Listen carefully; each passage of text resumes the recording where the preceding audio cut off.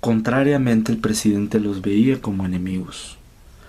Tomó la decisión de aplastarlos, pero precisaba de un relato que legitimara la utilización de toda la fuerza necesaria. Fue un ejercicio típico de nuestra contradictoria especie. Para justificar la violencia irracional, se retuercen y violentan la razón, sí, la lógica y los hechos. El método científico termina sirviendo al oscurantismo que combate. En algunas ocasiones, ese proceder conduce a callejones que solo dejan como salida la violencia del Estado. ¿Qué onda, camaradas? Soy Río Rubalcaba y estamos en un video más, y en esta ocasión les traigo un nuevo resumen, opinión y lo bueno y lo malo y todas esas cosas. Así que comencemos.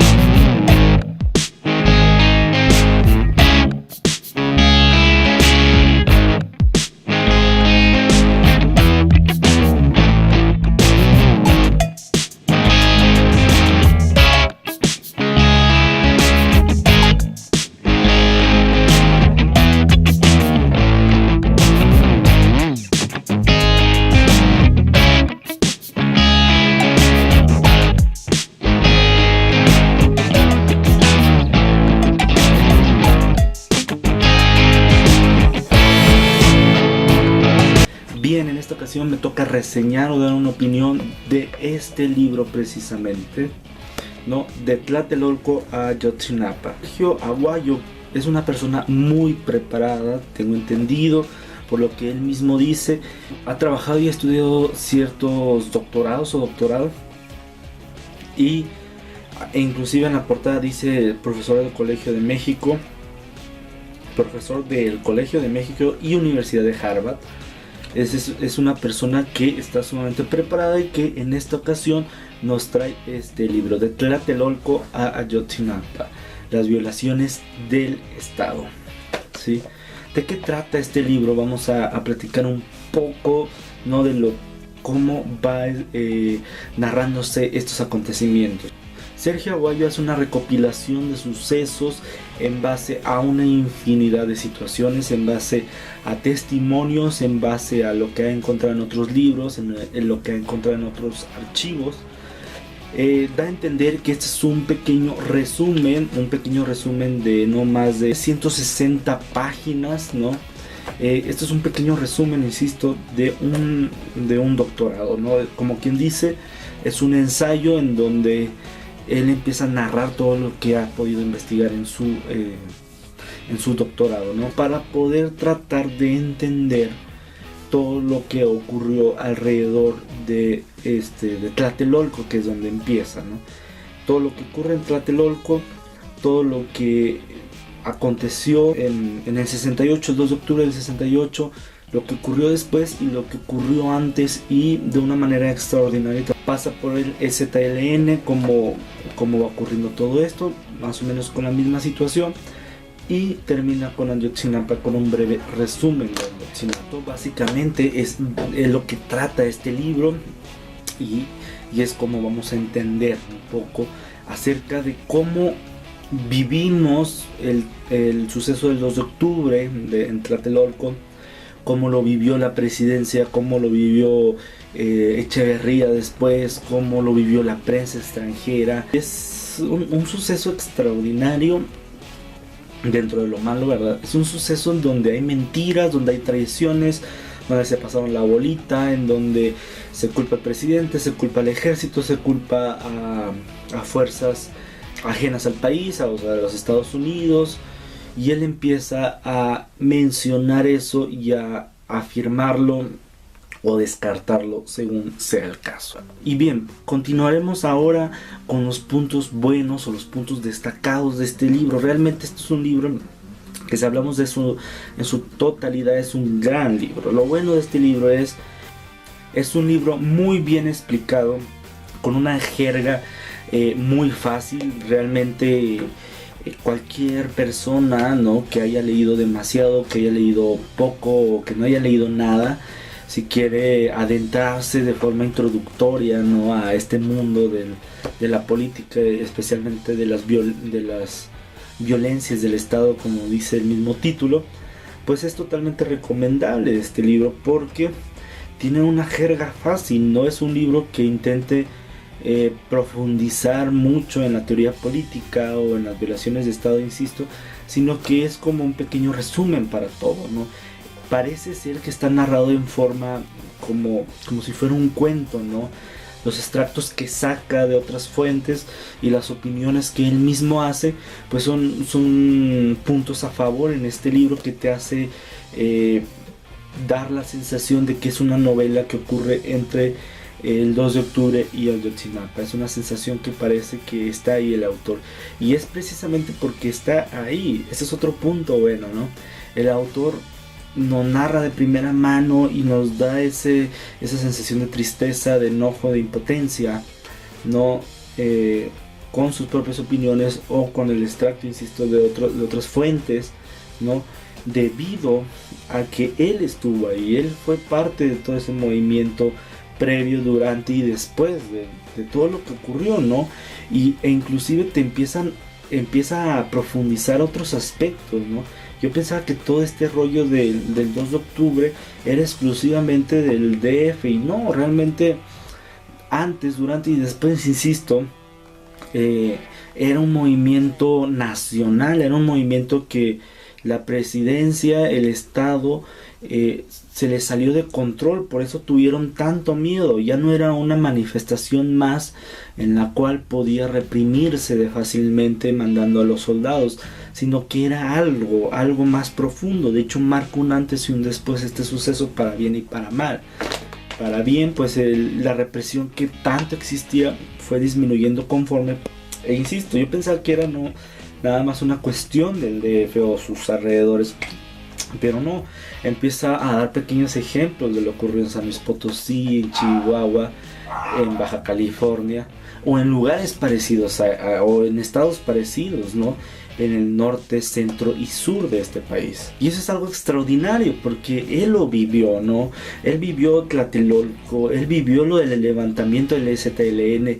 Él lo menciona aquí, hace una entrevista con el subcomandante Marcos o con personajes importantes de Tlatelolco, ¿no? Y él evidentemente también vivió lo de Ayotzinapa. Este texto, no sé realmente en qué año fue escrito, pero creo que la última referencia es en el 2015 o 2016, entonces es algo que es totalmente reciente. Y bien, ahora vamos a hablar de los aspectos negativos, que tiene pocos aspectos negativos, pero sí es muy marcado. El primer aspecto negativo es que este libro habla un 95% de Tlatelolco. Tlatelolco es un suceso que marca un antes y un después en la historia política, social e histórica, evidentemente, en México, pero básicamente habla de eso, ¿no? Es un poco engañoso y es por eso que está en este punto malo. ¿Por qué? Porque dice de Tlatelolco a Ayotzinapa, las violencias del Estado, ¿no? Dice, ¿qué te da a entender a simple vista? ¿No? Te da a entender que es un pequeño resumen, ¿no? de todas las violencias que ha habido durante esta época, que aquí les voy a dejar este periodo de la historia.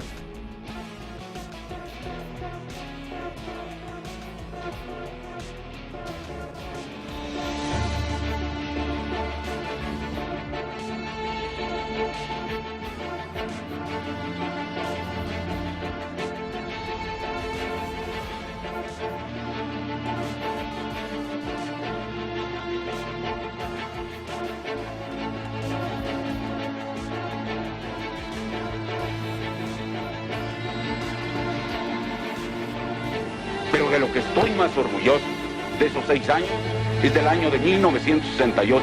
Nadie puede usar como pretexto el agravio a sus intereses para cometer actos fuera de la ley. Protegerte a ti y a tu familia es un firme compromiso de vida.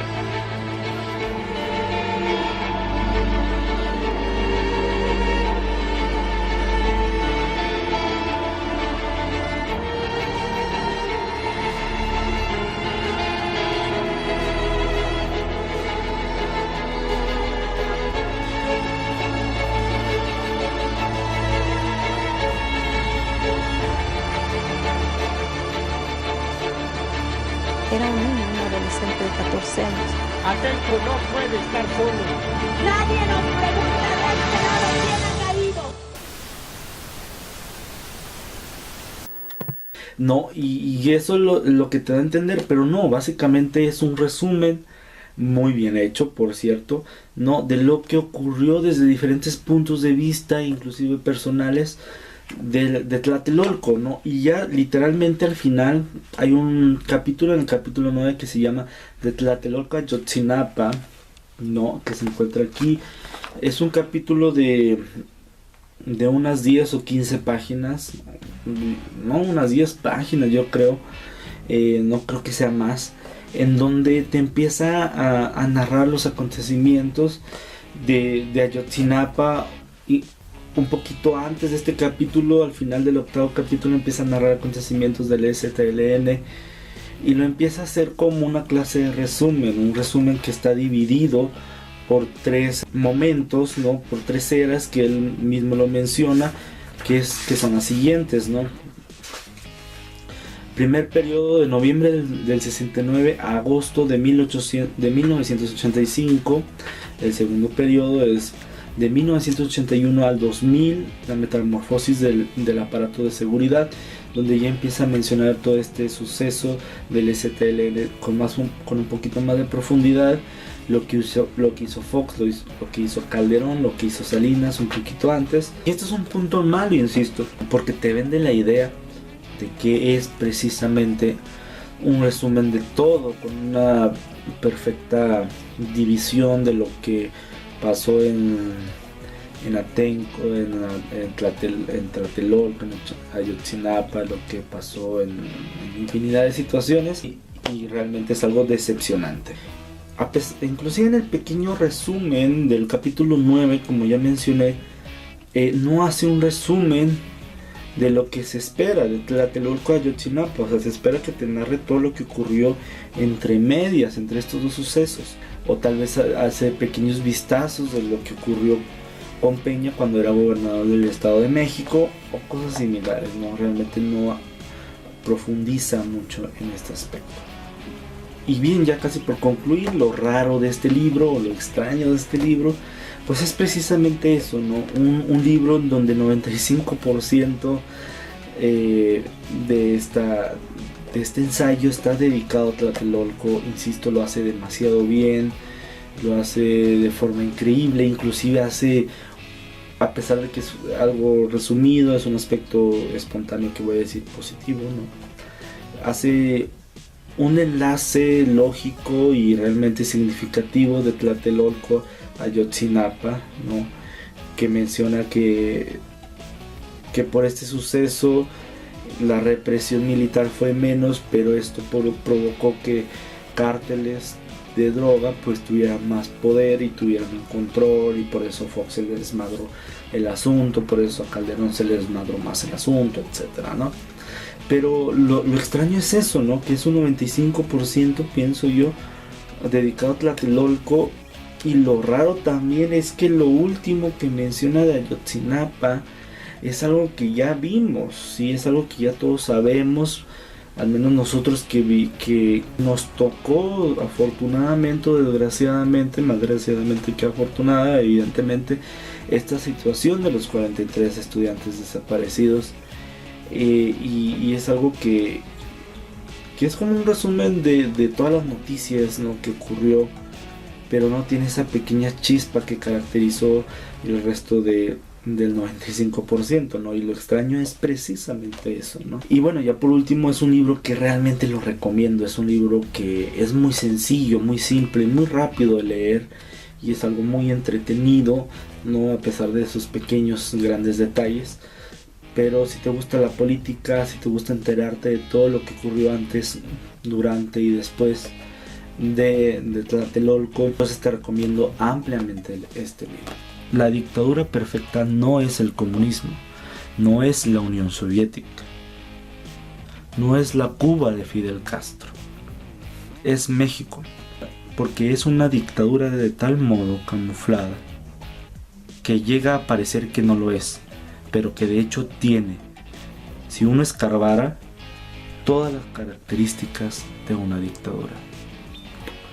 Bien, querido camarada, si te gusta este video te invito a que le des like, que compartas, que te suscribas a este canal y que le des en la campanita para que te llegue el aviso de que acabo de subir un nuevo video. Y nada, nos vemos. Te suscribes también a mi página de Facebook, a mi red social de Facebook, que me puedes encontrar como Río Rubalcaba, ¿no? Eso es todo, nos vemos a la próxima. Deseo de corazón que estés bien. Y nada, cuídate, nos vemos, bye.